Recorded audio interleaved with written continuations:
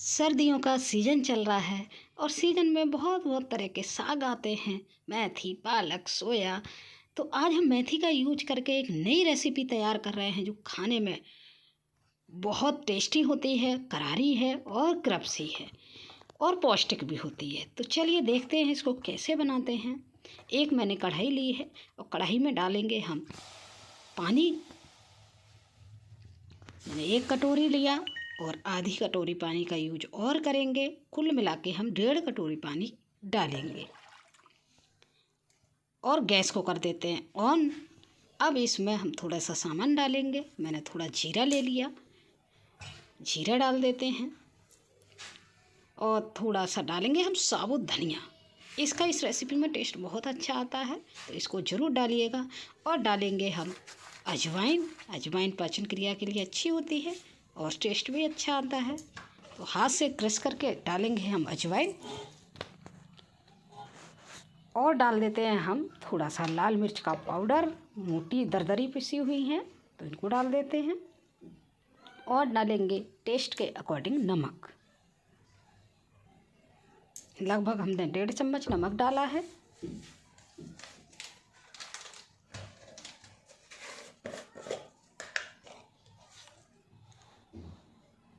और डालेंगे हम थोड़ी सी काली मिर्च अच्छे फ्लेवर के लिए। और डालेंगे हम ऑर्गेनो, जो हम पिज्ज़ा में डालते हैं ना, उसका। इसका टेस्ट बहुत अच्छा आता है, ज़रूर डालिएगा इसको अगर है तो। और डाल देंगे हम बहुत सारी मेथी।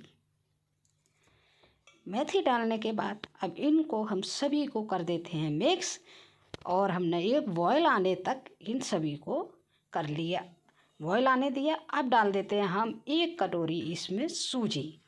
यहाँ पे ध्यान रखेंगे, सूजी डालते ही गैस को हमें बंद कर देना है।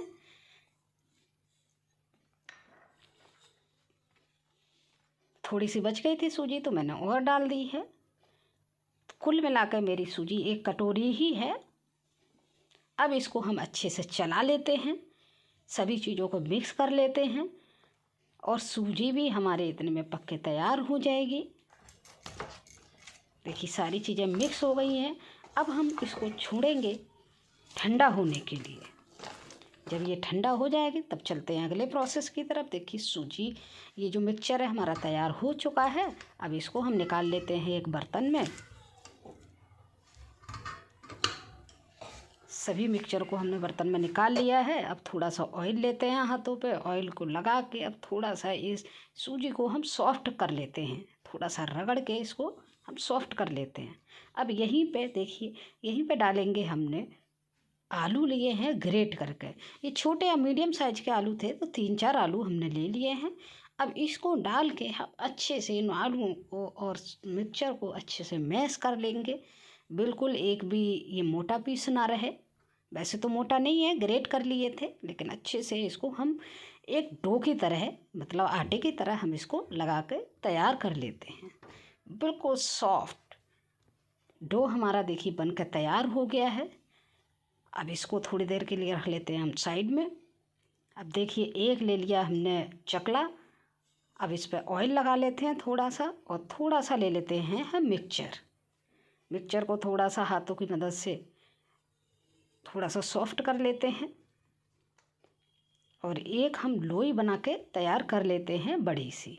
अब इसको हाथों की मदद से हम इसको बेलन, चकला पे फैला लेते हैं। देखिए इस तरह से हाथों से ही फैल जाएगा, क्योंकि आटा ये बहुत सॉफ्ट हो गया है हमारा। अब ये हाथों से हमने फैला लिया है। अब ये जो थोड़े थोड़े इसमें जो दिख रहे हैं ना, उसके लिए हम बेलन से प्लेन करने के लिए थोड़ा सा बेलन का यूज हम इसमें करेंगे। देखिए ये उंगलियों के जो निशान है ना, बेलन से ख़त्म हो जाएंगे, तो थोड़ा सा हम बेलन का यूज करेंगे इसमें। बेलन में लगा लेते हैं ऑयल और हल्के हाथ से हम बेलन से इसको एक साथ कर लेते हैं। करने के बाद इसको हम एक शेप देंगे। उसके लिए मैंने एक ले लिया है कटर। आप चाहें तो चाकू भी ले सकते हैं, जो भी आपके पास है उससे काट सकते हैं। अब निकाल देंगे पहले हम साइडों की किनारियाँ। एक चौकोर हम शेप दे लेते हैं पहले। आप शेप कोई भी रख सकते हैं, रिंग भी बना सकते हैं, जैसा आपकी मर्जी है वैसा बना लीजिए।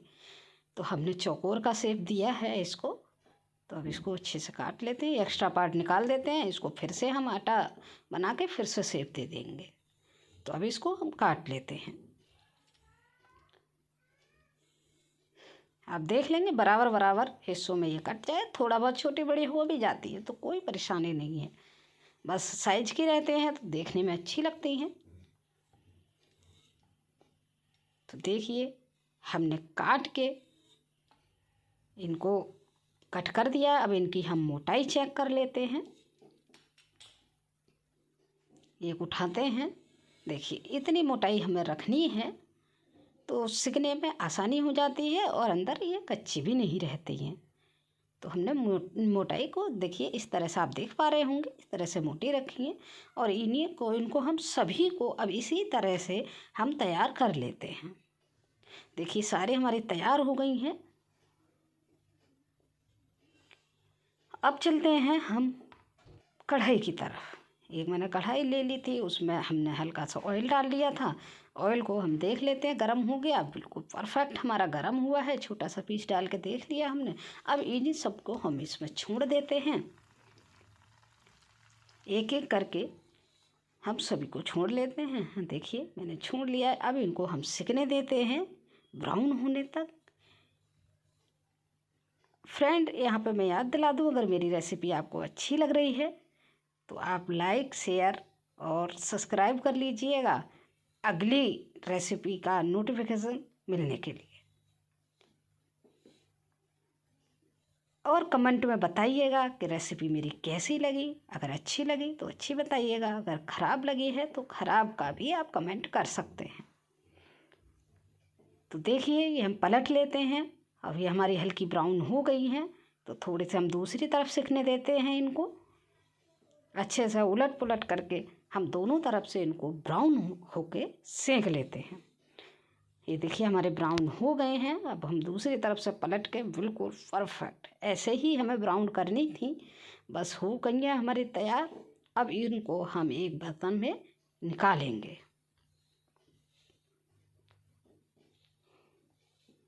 इन सभी को हम एक बर्तन में निकाल लेते हैं। एक्स्ट्रा ऑयल रहेगा, इसके लिए हमने एक ये पूड़ी वाली छानने वाली उसको ले लिया है। तो इसमें हम निकाल लेते हैं, तो एक्स्ट्रा जो ऑयल होगा हमारा इसमें निकल जाएगा।